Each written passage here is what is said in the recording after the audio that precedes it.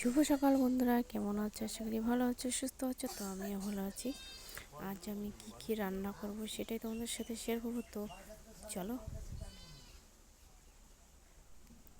তো দেখো, আমি এখানে ডিম নিয়েছি, 4টে ডিম রান্না করব।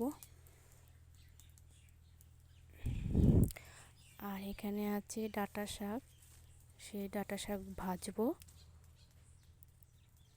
আর এখানে আছে কুমড়ো ফুল, এই ফুল নিয়ে আমি বাটা করব। তো চলো।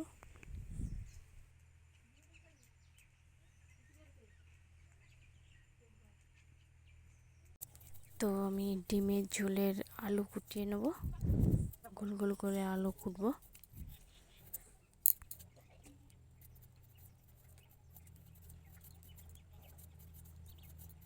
তো তোমাদেরকে প্রথমে আমি দেখিয়েছি ডাটা শাকগুলো।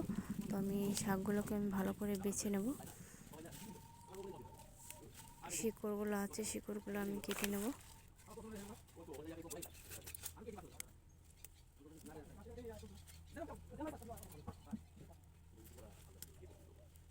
তো আমি ভালো করে শাকগুলোকে আমি ধুয়ে এনেছি যাতে বালি না থাকে, রান্না করলেও যাতে বালি না কিচকিচ করে, সেজন্য ভালো করে ধুয়ে এনে এবার কুচিয়ে নিচ্ছি।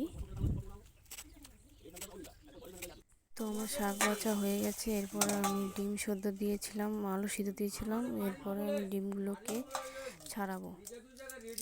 আমি এখন ডিমের ঝোল করব। তো এখন ডিমগুলোকে আমি ছাড়িয়ে নেব। তো দেখো, এই যে ছাড়ানো হয়ে গেছে।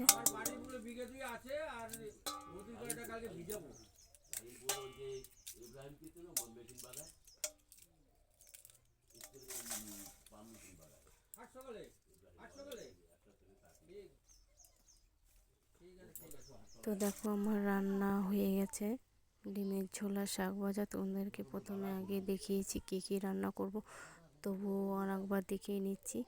অবশ্যই পুরো ভিডিওটা দেখে অবশ্যই তোমাদের ভালো লাগবে। তো এবার আমি খাওয়া দাওয়া করবো। তো চলো খাওয়া যাক।